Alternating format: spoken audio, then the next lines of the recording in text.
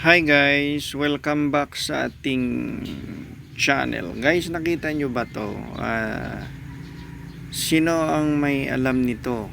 Guys, ito guys, isa itong uri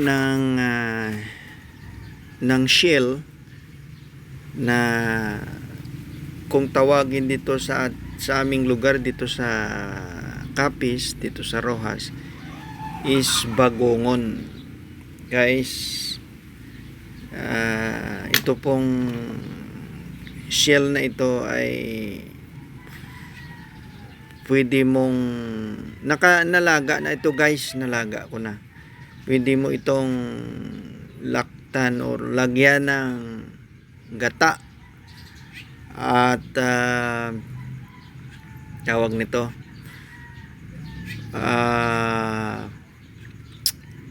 lagyan ng abalong guys.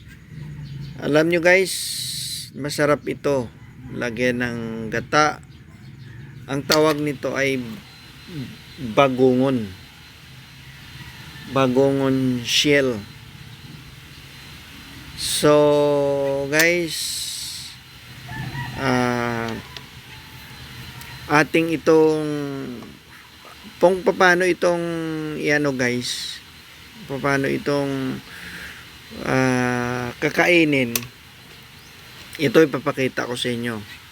Puputulin natin ito dito, kasi pag hindi natin pinutol yan, hindi mo hindi mo sip-sip. Sinisip-sip ito guys eh. So ipapakita ko sa inyo kung paano magputol nito.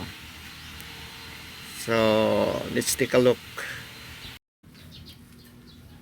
Ito guys, ito siya na medyo ang camera natin, makikita nyo paano magputol nito. Ito, kita nyo yan yan, putol.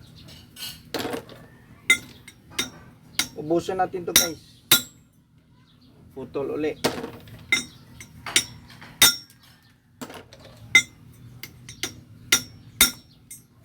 Yan, putol.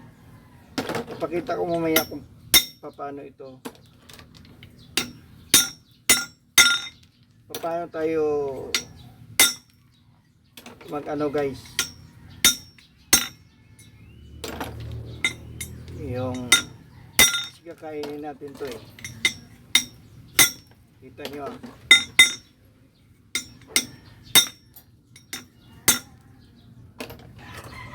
sarap kaya to ang bagongon guys. Kira bagongon. Ito ngayon ang ulam ko. Actually, bilisan lang natin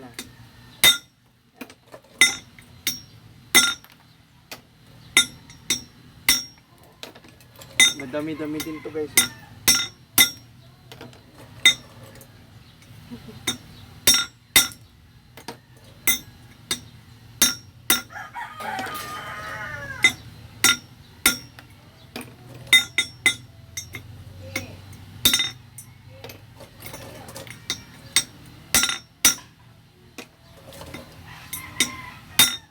Kita nyo may yan.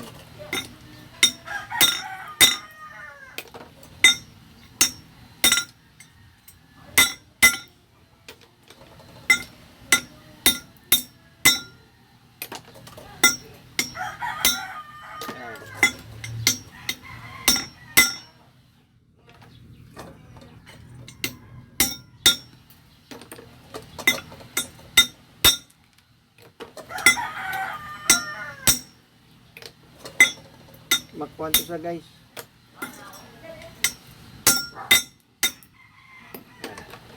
So ito na, pakita ko sa inyo. Ito na guys, naputol, pinutol na natin. Ito siya dami no. Ito guys, alam nyo kung paano ito siya, pinakabuntot niya to. Ito yung pinakabuntot. At ito yung pinakalabasan kung sipsipin mo. Kasi bakit tinanggal natin ang mga ano niya, yung pinakabuntot niya, tinanggal natin kasi hindi mo mapalabas yan. Katulad nito guys, oh. Tingnan niyo pa paano ko yan, oh. Hindi mo ko muna ito, ah. See? Hinigo po siya. Oh, ito yung laman. Yan. Yan guys. Ito yung kinakain. Ito talaga. Yan. Ito talaga ang kinakain guys. Kumaga makidol ba? Parang iba klase itong ano na to eh. Ang shell na ito, seafood shell. Nabilong to siya sa mga talaba, tahong. Pero kakaiba to. Nasa pala isdaan ito makikita sa mga fish pan. Sarap.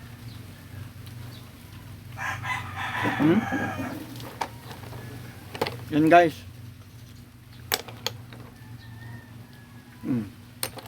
Sarap to guys. Yan siya. Yan natin to isaw-saw lang sa may ano, sa may tuyo at suka. Oh, ganito ah. Subukan ko ulit ah. Lumabas na siya oh. Ganun lang kasimple guys. Oh, tapos bunutin mo siya. Yan. Yan na siya. Yan na. Ang kulay niya is green, katulad ng damit ko, green, no. So guys, ito na siya. Ito na siya ang ang kakainin mo o kakainin ko. Ito. Ang sarap kaya. Alam mo, pag may time tayo, marami itong makukuha. Sako-sako guys. Kapala isdaan ito makukuha. Kaya at sino man ang hindi nakatikim nito, pumunta lang kayo dito sa lugar namin sa Capiz at dito nyo lang matitikman ang shell na ito. Ang tawag dito ay bagongon. Iwan ko sa Tagalog kung anong tawag dito. Basta bagongon. Hindi ko alam.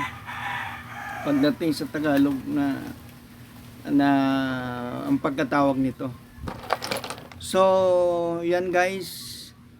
Pag natikman nyo ito, medyo ano siya.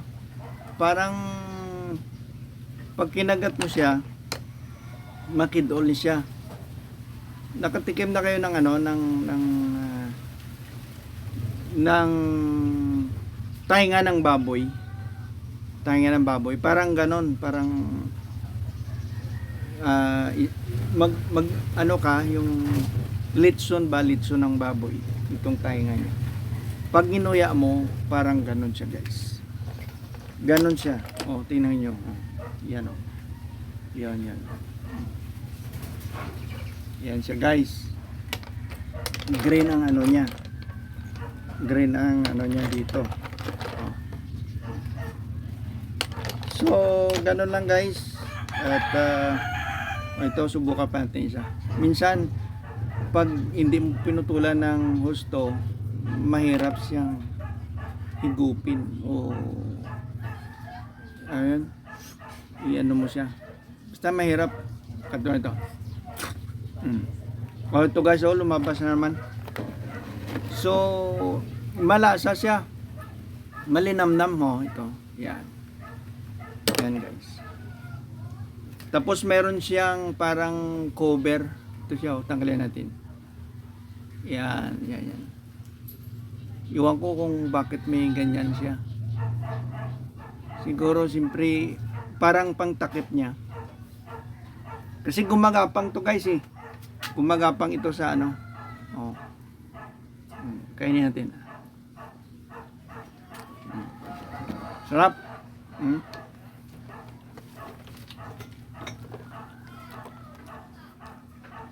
Pag kinuha mo to sa Fishman o sa palaisdaan, sa gilid-gilid guys. Gilid-gilid. At pag nakuha mo to, ano mo lang muna siya, ilagay mo siya sa sako o sa balde, kung tawag na dito sa amin is paluaron mo, palabasin mo ang kanyang mga kinain kasi niluluwa niya ito ang mga kinakain niyang mga mga elemento nasa palaisdaan mismo. Kasi pag niluto mo to, pag alam ba, kinuha mo tapos lutuin mo at kainin, may mga buhangin pa ito sa loob minsan. So medyo mahigop mo yung mga buhangin. So guys, yan lang ang pinaka-content natin ngayon. At magandang araw sa inyo.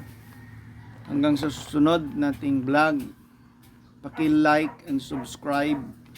I-share ng ating YouTube channel para medyo lumago naman ang ating channel.